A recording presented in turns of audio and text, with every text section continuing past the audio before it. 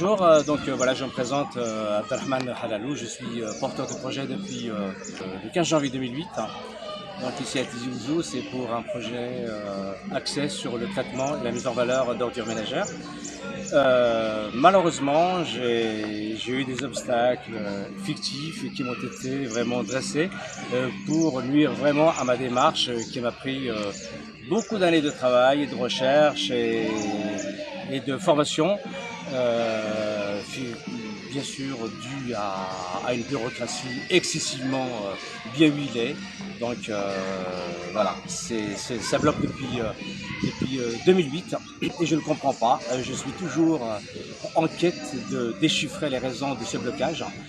Malheureusement, il n'y a aucune issue, donc j'ai pu rencontrer beaucoup d'officiels. J'ai pu écumer quasiment tous les walis de Tizi Ouzou depuis 2008 jusqu'à nos jours. Ça date quand même, j'ai eu le plaisir, voire le cauchemar de côtoyer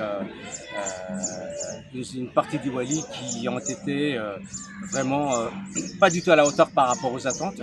Moi qui pensais apporter quelque chose avec ce projet innovant, et pourtant je ne l'avais pas du tout initié à titre privé. J'étais obligé de consulter effectivement leur démarche de progrès pour ne pas du tout s'interférer dans les projets locaux. Donc j'ai pu voir les responsables de la direction de l'environnement à l'époque avec M. Babas, ensuite avec M.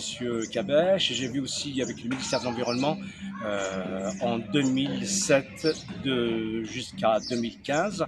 Et ben, ils m'ont tous attesté qu'il n'y a aucun projet de prévu à Tizi Ouzou.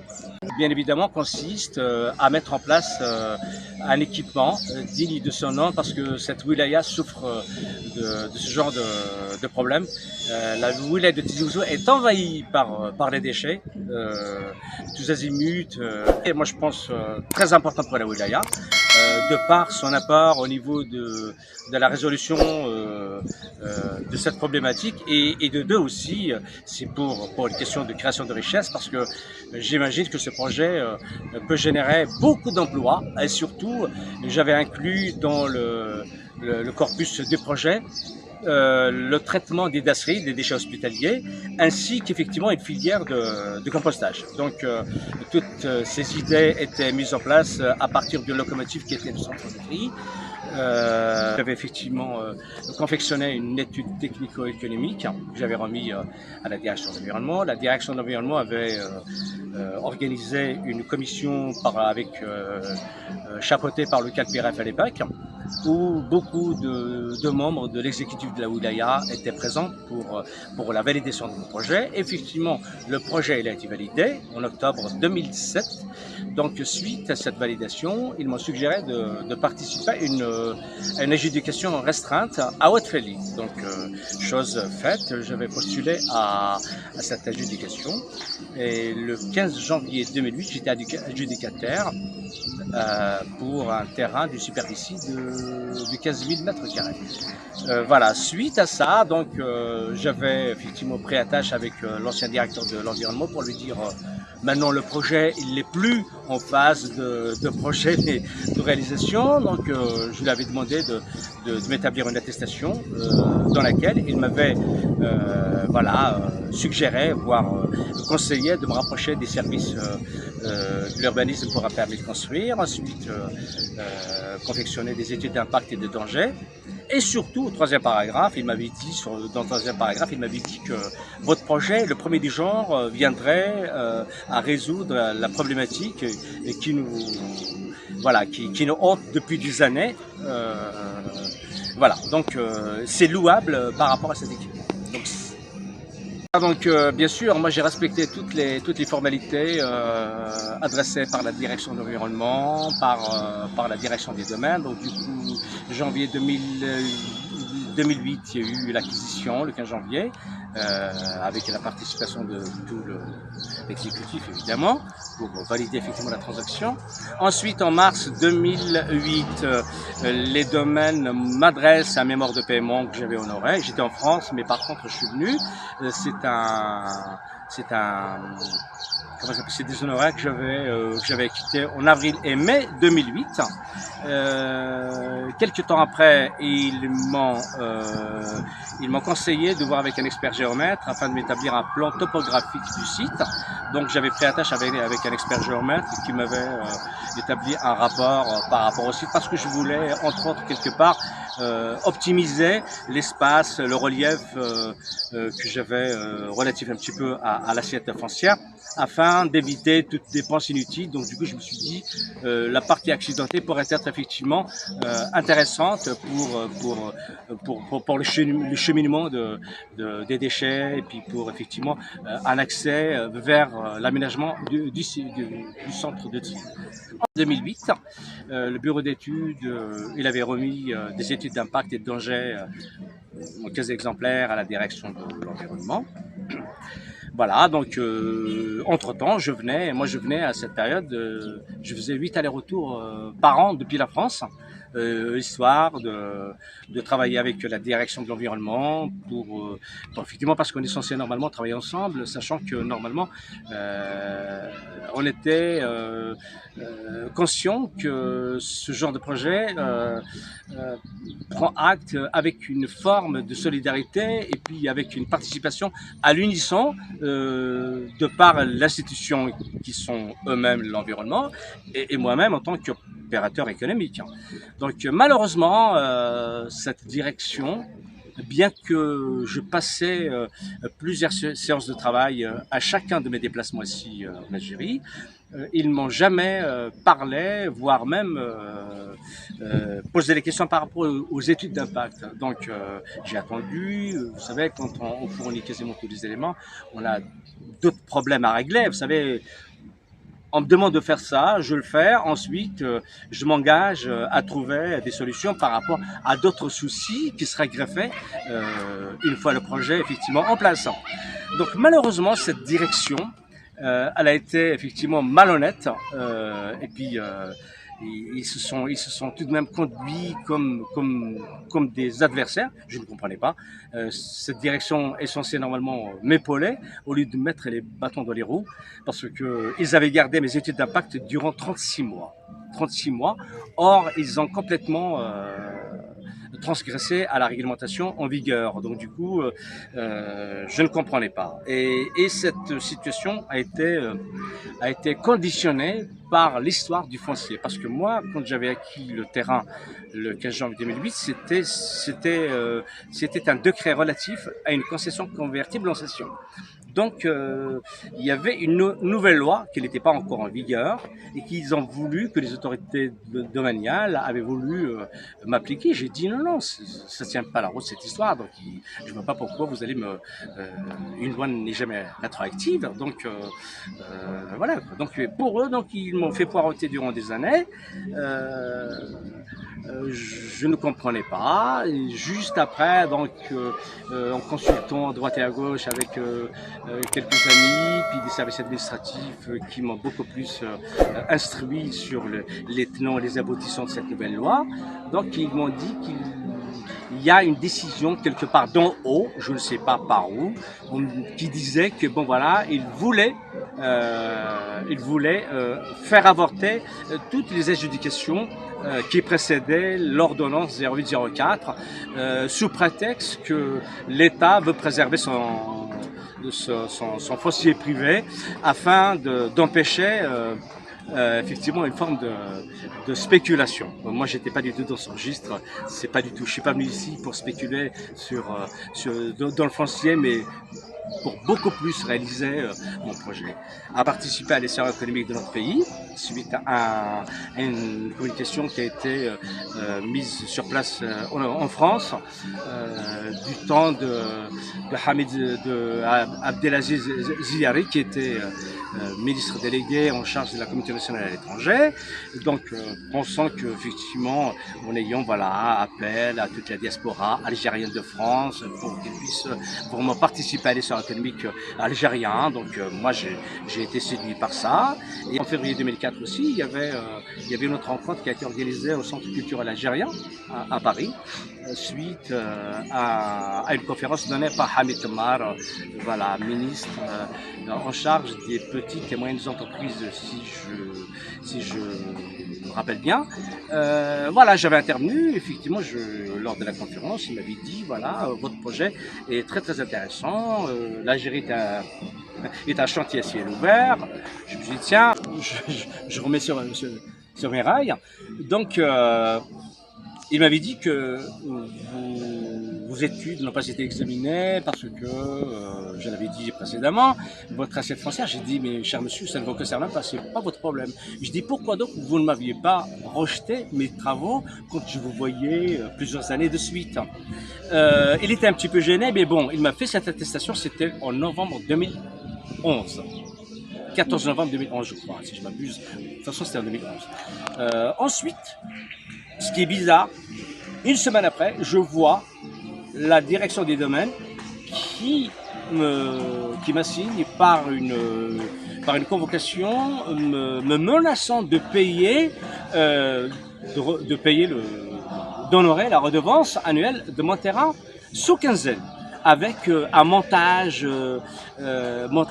truffé de taxes, tous azimuts, je ne comprenais rien à toutes ces taxes. Je me suis dit, si je n'avais pas acquitté la redevance, pourquoi il ne me reproduirait pas, par exemple, l'ancien mémoire des paiements dont je connais effectivement les trois feuillets visuellement. Donc, dans leur tête, ils ont voulu m'appliquer l'ordonnance 0804, qui a été mise en place illégalement par rapport à moi. Donc, j'ai dit non, allez-y voir au niveau de votre inspection. Je vous ai effectivement, j'ai payé ma redevance par deux virements en avril et mai 2008 sur le compte CCP, donc certainement c'est là-bas. Donc après, je ne les voyais pas. Janvier, j'entame une procédure judiciaire. 4 ans, c'est un peu trop. J'ai assez patienté. Le jugement, il a eu lieu le 9 juillet 2012. Et fatalement, le 9 juillet 2012, il y a eu un simulacre, un faux jugement. Le terrain, il a été réaffecté le 22 mai 2012. Le jugement, c'est complètement contradictoire. Mon avocat m'avait conseillé de faire appel à Alger, donc l'appel a eu lieu.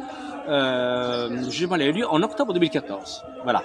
En octobre 2014, avec un dossier bien fourni, exhaustivement monté, moi, je me suis dit, cette fois-ci, certainement, ils vont les débouter. Malheureusement, le mensonge de mes adversaires, il a pris racine. Ça veut dire qu'ils n'avaient pas l'intention de revenir sur leur décision qui a été décidée ici à Tizi-Ouzou. D'où justement leur avocate, elle dit que le terrain de M. Hadlalou est toujours disponible, il suffit qu'il acquitte sa redevance. Effectivement, en 2014, il n'y avait pas encore de bâtiments qui en poussaient, c'était sur un terrain nu.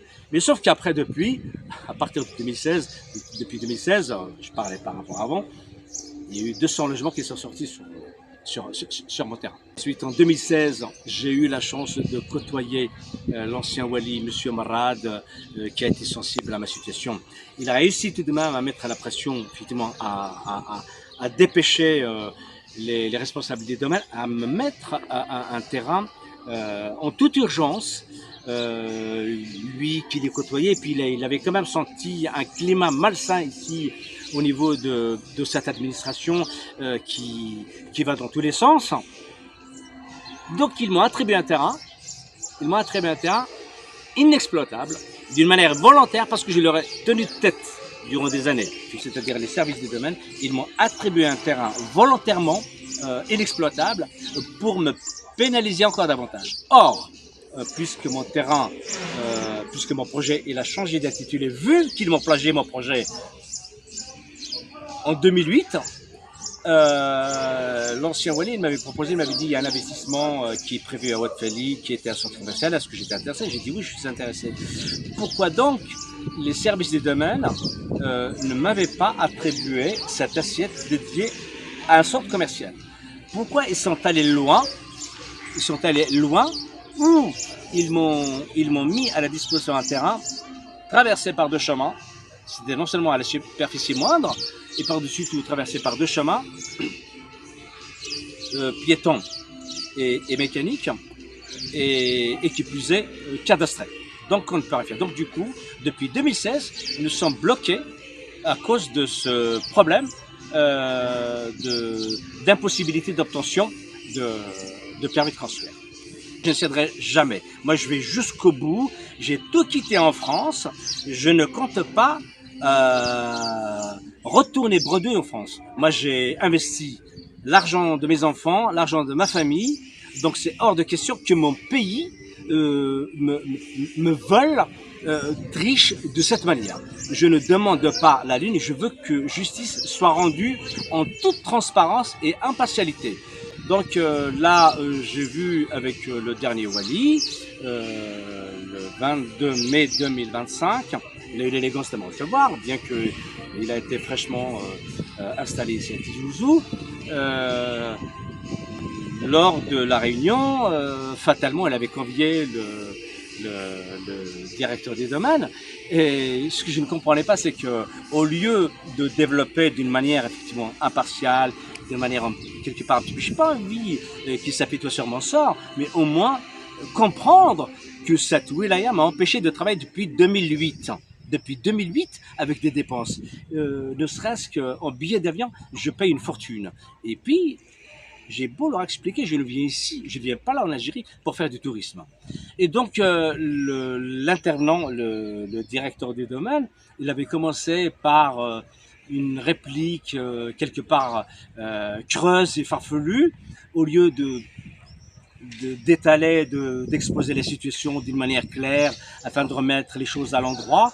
Et il était pressé de mettre en exergue le fait que notre relation elle est pendante en justice. Et c'est là que le Wali, il avait quelque part un petit peu sauté sur l'occasion. Pour l'instant, on ne peut rien faire. Donc j'ai l'impression que quelque part cette administration, elle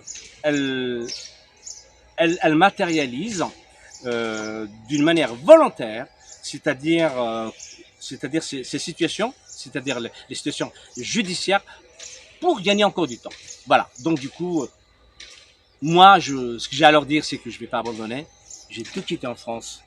Moi, j'ai pris une décision. Vous savez, j'avais refusé un poste en 2006.